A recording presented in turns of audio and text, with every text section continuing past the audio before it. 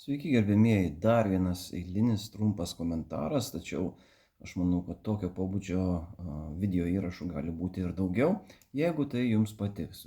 Įrašas apie Patriją susilaukė nemažai peržiūrų, nemažai komentarų, kai kurie jų buvo, kaip ir galima tikėtis, pakankamai vatinukiški, kaip aš sakau, medvilniniai komentarai, bet tai nėra nieko nuostabaus.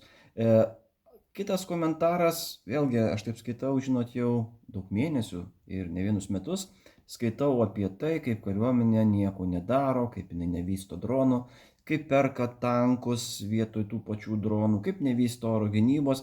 Ir tai yra pakankamai plačios temos ir aš savo užduodu klausimą, ar tikrai šita kritika yra labai pozityvi ir veikia kaip spyris į užpakalį, ar jinai tiesiog žemina mūsų valstybę ir vertinant pagal tuos komentarus, kuriuos aš matau socialiniuose tinkluose prie žmonių, kurie skelbia, na tai ten vėlgi renkasi tie patys vatinukai, kaip aš juos vadinu, ir nieko gero iš to nėra. Taigi gali būti ir vienaip, ir kitaip. Vienu atveju tai gali būti spyris, kitu atveju tai gali būti tiesiog mūsų valstybingumo per kariuomenę menkinimas.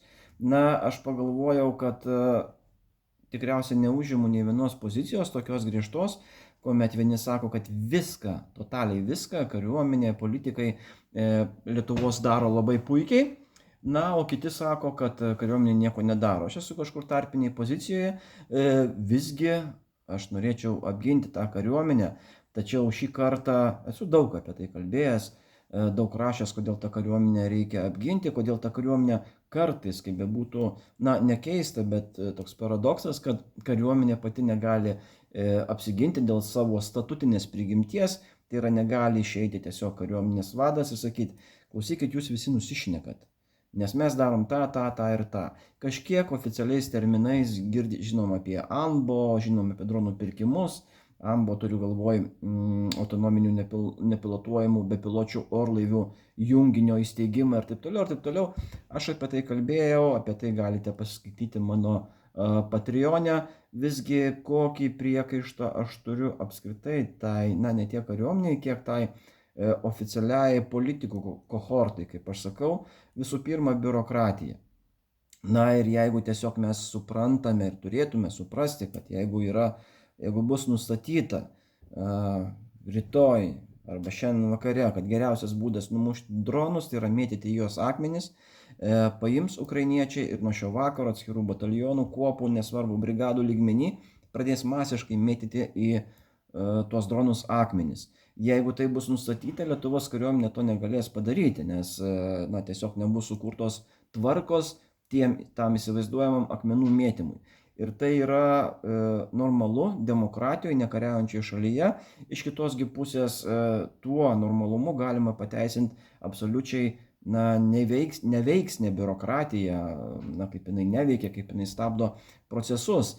Ir pasižiūrėjau tiesiog taip atminti, atgaminau, o kągi Lietuvos ministrai padarė ir kodėl tik dabar. Ir lenkiant pirštus aš atsimenu berods 20-uosius metus, kuomet ministras Karoblis sakė, kad yra supaprastintos projektavimo procedūros, statant karinius miestelius, dalinių teritorijas, ten visai prengiant ir panašiai.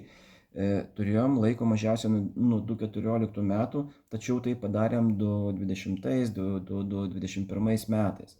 Vėliau aš pamenu, jau ministras Anušauskas irgi labai stipriai darė tam tikrus žingsnius apie vietinio verslo įsitraukimą Lietuvoje, gynybos pramonėje. Buvo priimti vėlgi teisės aktai, tačiau tai buvo apie galbūt 22-23 metus.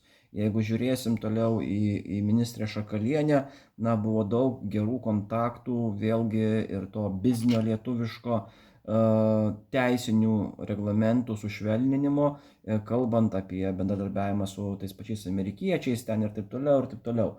Kasčiūnas, tai žinome jo dantis ir dronų sieną, kurie yra kaip keiksmažodžiai tų pačių vatinukų tarpe, tačiau tai buvo ir yra labai geros iniciatyvos. Pagaliau pasižiūrėjau paskutinis berods teisės aktų paketas priimtas, tai ministro Kauno inicijuotas paketas, jo vadovaujamas krašto apsaugos ministerijos, kur vėlgi klausimas, o kodėl mes nepadarėm to bent 5 metais anksčiau. Labai paprastas palyginimas, turime oro policijos misiją, įsivaizduokite, įskrenda dronas. Ir skrenda, kaip paskutiniu atveju, Rumunijos pilotas ir jisai numuša droną. Numuša, tarkim, raketos pagalba, numuša, tarkim, aviacinės patrankėlės pagalba ir kažkokios tai nuolaužos arba netgi pasiklydęs aviacinės patrankėlės vidinys smogia kažkokiai ten žemės esančiai ūkininko sodybai, numuša gandralizdį arba sugriauna dalelę tvarto. Kas pagal galiojančius teisės aktus būtų iki šiol, tai yra rumunas valdęs pilotavęs tą lėktuvą, jisai turėtų teisiškai atsakyti, padengti nuostolius ir panašiai. Dabar priimtas įstatymas, kad visą tai kompensuoja Lietuvos Respublika. Smulkmena, bet tokių įstatymų, aš manau, yra ne vienas ir ne du. Ir iš ties keista, kad biurokratai randa tų vilkinimo priežasčių, kodėl mes vieno ar kito dalyko nepadarom. Tai toks trumpas komentaras ir prašymas.